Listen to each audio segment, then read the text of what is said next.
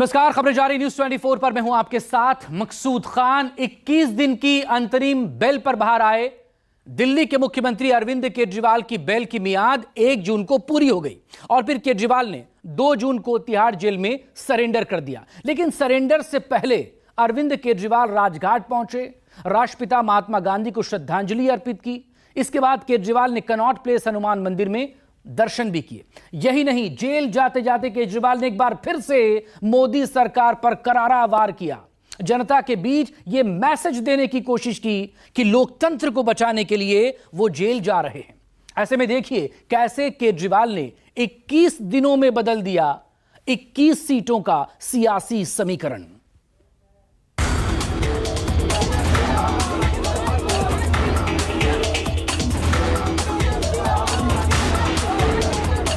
मतदान पूरा हुआ, चुनाव खत्म हुआ और इसी के साथ खत्म हो गई केजरीवाल की अंतरिम बेल, जिसके बाद दिल्ली के मुख्यमंत्री फिर चले गए जेल।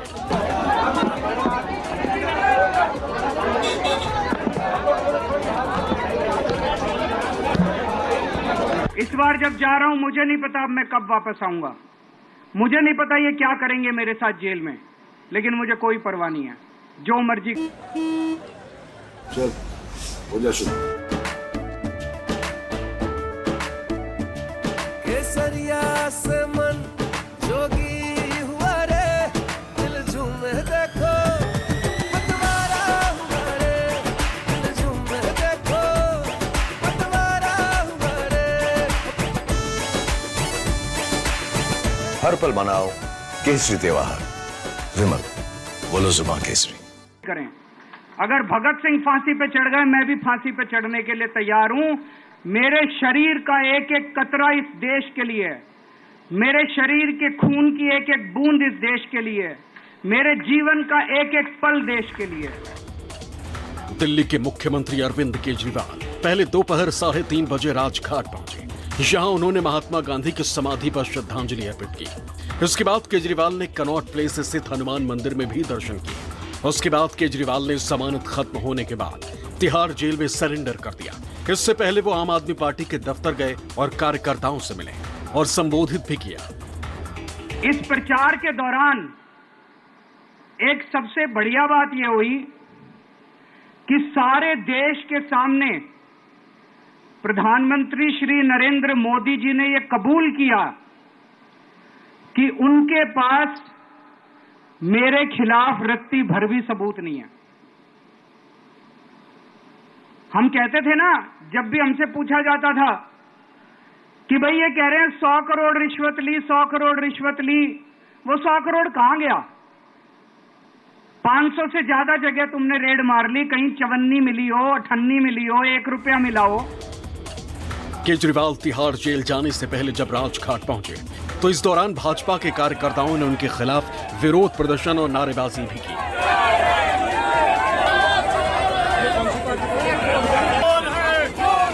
दिल्ली प्रदेश अध्यक्ष वीरेंद्र सचदेवा के नेतृत्व में सैकड़ों की संख्या में कार्यकर्ता पोस्टर, बैनर और काले झंडे लेकर विरोध करने पहुंचे। अपने कार्यालय से महात्मा गांधी की तस्वीर हटा दी और आज ये शराब का तस्कर, शराब का व्यापारी महात्मा गांधी की समाधि पे आया। दिल्ली की जनता पानी के लिए तरस रही है, लेकिन ये मुख्यमंत्री नहीं है, ये सिर्फ नौटंकीबाज है। उसका विरोध करने हम आए हैं। हम अरविंद केजरीवाल का विरोध करेंगे, 100% करेंगे। 10 मई 2024 ये वो तारीख थी जिस दिन अरविंद केजरीवाल को सुप्रीम कोर्ट ने चुनाव प्रचार के लिए 21 दिनों की अंतरिम जमानत दे दी थी, जिसके बाद आम आदमी पार्टी में खुशी की लहर दौड़ पड़ी। कार्यकर्ताओं का जोश हाई हो गया। रात दिन 24 घंटे देश को बचाने के लिए प्रचार किया है। केवल आम आदमी पार्टी के लिए प्रचार नहीं किया, सारी पार्टियों के लिए प्रचार किया। बंबई भी गया, भिवंडी भी गया, हरियाणा भी गया, उत्तर प्रदेश भी गया, पंजाब भी गया, जमशेदपुर भी गया। जहां मौका मिला, जहां जिसने बुलाया, उसी के लिए प्रचार करने के लिए गया। देश की तानाशाह सरकार, देश के तानाशाह नरेंद्र मोदी जी, उनको सिर्फ एक ही व्यक्ति से खौफ है, एक ही व्यक्ति से डर है, एक ही पार्टी से डर है कि किसी भी तरीके से आम आदमी पार्टी और अरविंद केजरीवाल की राजनीति को खत्म करो। इस 21 दिन में अरविंद केजरीवाल जी ने पूरे इंडिया गठबंधन के लिए प्रचार किया और आज हम न्यायालय का सम्मान करते हुए अरविंद केजरीवाल जी ने सरेंडर किया है। आम आदमी पार्टी के नेता, आम आदमी पार्टी के मुखिया अरविंद केजरीवाल जी जेल जाने से नहीं डरते हैं, इसलिए जैसा न्यायालय का आदेश था अरविंद केजरीवाल जी ने सरेंडर किया है। केजरीवाल के जेल से बाहर आने के बाद मानो आम आदमी पार्टी में जान सी आ गई। जो पार्टी चुनाव में बैकफुट पर नजर आ रही थी वो फ्रंट फुट पर सियासी दाव खेलने लगी। पूरा का पूरा चुनावी माहौल ही बदल गया। अब चुनाव खत्म हो चुके हैं, जिसके बाद आए एग्जिट पोल में केजरीवाल की पार्टी का प्रदर्शन बहुत अच्छा नहीं बताया जा रहा। इसलिए जेल जाने से पहले केजरीवाल ने उसकी विश्वसनीयता पर सवाल भी खड़े कर दिए। एग्जिट पोल से घबराने की जरूरत ही नहीं है, माइंड गेम है इनका, माइंड गेम खेल रहे हैं। आपको डिस्करेज करने के लिए, डिप्रेशन में डालने के लिए बिल्कुल नहीं जाना। आप उससे जाओ कि आप जीत रहे हो, आप अपने उस कॉन्फिडेंस से जाओ कि आप जीत रहे हो और आखिरी तक आपको बैठे रहना है, किसी भी हालत में बैठे रहना है आपको।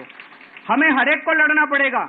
ये चुनाव किसी पार्टी का या किसी नेता विशेष का नहीं है, ये चुनाव इस देश को बचाने के लिए है। दरअसल सुप्रीम कोर्ट ने दिल्ली कथित शराब घोटाले में गिरफ्तार केजरीवाल को 21 दिनों की अंतरिम जमानत दी थी। अब उन्होंने 2 जून को जेल में सरेंडर कर दिया, लेकिन इन 21 दिनों में केजरीवाल ने दिल्ली और पंजाब का पूरा सियासी गुणागणित बदल कर रख दिया। जिस आम आदमी पार्टी को लोग दरकिनार कर रहे थे, उन्हें दोबारा फाइट में लाकर खड़ा कर दिया। बीजेपी के लिए टेंशन का मीटर अप कर दिया। इनको गिनती से 3 दिन पहले फर्जी एग्जिट पोल कराने की क्या जरूरत थी, ये समझने वाली बात है। मेरे को भी समझ नहीं आया। कई सारे लोगों की कई सारी बातें चल रही हैं। एक ये चल रहा है कि इन्होंने मशीनों का घोटाला कर दिया, लेकिन मैंने संदीप पाठक को भी बोला है और मैं सारे इंडिया गठबंधन की पार्टियों को बोलना चाहता हूं, अपने अपने काउंटिंग एजेंट को बोल दो, पूरी तरह से सतर्क रहे। जेल से बाहर आने के बाद केजरीवाल ने सबसे पहले दिल्ली की 7 के 7 लोकसभा सीटों पर इंडिया गठबंधन के लिए चुनाव प्रचार किया, रोड शो किए, कई रैलियां की, जिसने बीजेपी के खिलाफ विपक्ष की ताकत को धार दी। इतना ही नहीं, जेल से बाहर आने के बाद केजरीवाल नए अवतार में नजर आए। सीधा मोदी शाह को निशाने पर लिया, आरोप लगाया कि मोदी रिटायर होने वाले और अमित शाह को पीएम बनाने के लिए वो लगातार काम कर रहे हैं। लेकिन इस बार उनकी दाल नहीं गलेगी, जनता केंद्र की सत्ता बदलेगी। हालात ये हो गए कि अमित शाह को मजबूरन सफाई भी देनी पड़ी। अमित शाह जी दिल्ली आए थे, उन्होंने कहा कि आम आदमी पार्टी के सपोर्टर पाकिस्तानी हैं, आपको प्रधानमंत्री जी ने अपना वारिस चुना है। इस बात का आपको इतना अहंकार हो गया कि आप लोगों को गालियां देने लगे, धमकियां देने लगे। बीजेपी जा रही है, थोड़ा अहंकार कम कीजिए और जनता को गाली मत दीजिए। मैं अरविंद केजरीवाल एंड कंपनी और पूरे इंडिया अलायंस को कहना चाहता हूं, मोदी जी 75 साल के हो जाए, इससे आपको आनंदित होने की जरूरत नहीं है। ये भारतीय जनता पार्टी के संविधान में कहीं नहीं लिखा है। मोदी जी ही ये टर्म पूरी करेंगे और मोदी जी ही आगे देश का नेतृत्व करते रहेंगे। केजरीवाल के नेतृत्व और इमेज से आम आदमी पार्टी फलती फूलती है। अपने बेहतरीन नेतृत्व कौशल और जनता से सीधे जुड़ने की क्षमता की वजह से उन्हें ऐसे लीडर के रूप में देखा जाता है जो बीजेपी और उसके शीर्ष नेतृत्व को सीधे चुनौती दे सकता है। मैं पूछना चाहता हूं, पंजाब में और दिल्ली में मेरी सरकार है, दोनों जगह बिजली फ्री कर दी। बिजली फ्री करने वाला चोर है कि बिजली महंगी करने वाला चोर है? भ्रष्टाचार का ही तो पैसा बचा रहे हैं जो आप लोगों के ऊपर लुटा रहे हैं हम लोग।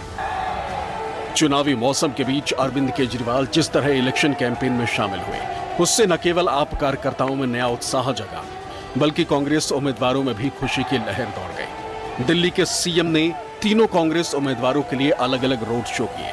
दिल्ली में कांग्रेस आप गठबंधन ने राजधानी की 7 सीटों पर मुकाबले को सीधे टक्कर में बदल दिया। दिल्ली के साथ साथ पंजाब दूसरा ऐसा राज्य है जहां आम आदमी पार्टी की सरकार है। केजरीवाल जब जेल से निकल रहे थे तब पंजाब के मुख्यमंत्री भगवंत मान भी तिहाड़ पहुंचे थे। तो केजरीवाल के लिए जितनी जरूरी दिल्ली है, उतना ही पंजाब भी। लोकसभा चुनाव में पंजाब में आपकी स्थिति दिल्ली से ज्यादा बेहतर है।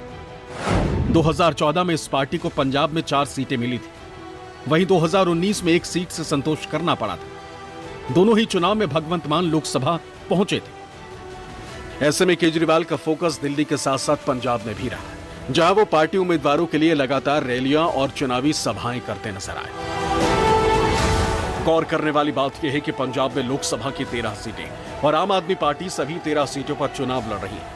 हालांकि यहां का क्षेत्रीय नेतृत्व कांग्रेस के खिलाफ चुनावी मैदान में है, यानी यहां कांग्रेस और आप गठबंधन में चुनाव नहीं लड़ रहे और केजरीवाल अकेले ही मोदी सरकार पर हमलावर है। मैंने राजनीति में केजरीवाल जी जैसा यू टर्न लेने वाला आदमी नहीं देखा है। वो नौकरी छोड़कर एनजीओ बनाए और शपथ ले लेकर बच्चों की कहते थे हम राजनीति में नहीं आएंगे, राजनीति गंदी है। और 26 नवंबर 2012 को उन्होंने आप पार्टी बना दी, अन्ना को बेचारे को रालेगांव सिद्धि भेज दिया। 4 जून को मोदी सरकार जा रही है और इंडिया गठबंधन की सरकार बनने जा रही है। ये मैं किस आधार पे बोल रहा हूँ, क्योंकि कई लोगों ने सर्वे किए हैं और जो अब सर्वे के फाइंडिंग्स आ रहे हैं उससे साफ जाहिर है कि 4 जून को इंडिया गठबंधन को अपने दम पे 300 से ज़्यादा सीट मिल रही हैं और इंडिया गठबंधन देश को एक साफ सुथरी और स्थिर सरकार देने की दिशा में बढ़ रहा है। लेकिन केजरीवाल के जेल से बाहर आने का फायदा पार्टी को पंजाब में भी मिलेगा, क्योंकि वर्तमान में यहां आम आदमी पार्टी की सरकार है और भगवंत मान ने केजरीवाल को जेल में डालने के मुद्दे को लेकर लगातार सरकार को घेरा है। साथ ही पार्टी ने इसे चुनाव में मुद्दा भी बनाया। केजरीवाल के जेल से बाहर आने के बाद इसका फायदा इंडिया गठबंधन को हो सकता है। यही वजह है कि गठबंधन के सभी दल उनकी पार्टी को तवज्जो दे रहे थे।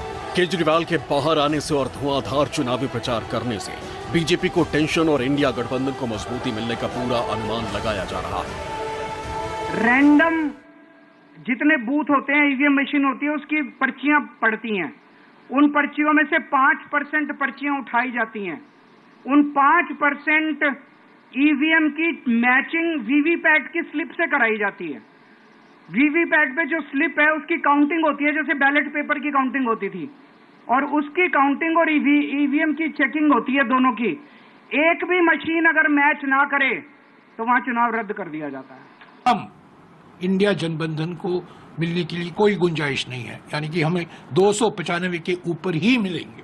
95 सीटों के कम इंडिया गठबंधन को मिलने के लिए कोई गुंजाइश नहीं है, यानी कि हमें 295 के ऊपर ही मिलेंगे। केजरीवाल के जेल से बाहर आने के बाद इंडिया गठबंधन को कितना फायदा मिलेगा, ये तो 4 जून को पता चलेगा। लेकिन एग्जिट पोल और एनालिसिस ने केजरीवाल के जेल से बाहर आने के फैक्टर का बहुत ज्यादा फायदा इंडिया गठबंधन को होने से इनकार कर दिया। लेकिन क्या एग्जिट पोल एग्जैक्ट पोल में बदल पाएंगे, ये देखना दिलचस्प होगा, क्योंकि दिल्ली में 7 और पंजाब में 13 सीटों पर चुनाव लड़ रही आम आदमी पार्टी को इसका कितना फायदा मिल पाएगा, क्योंकि केजरीवाल ने 21 दिनों की मोहलत के दौरान अपनी ताकत और चुनाव प्रचार में जान फूंक देने में कोई कोर कसर नहीं छोड़ी। Bureau report, news 24।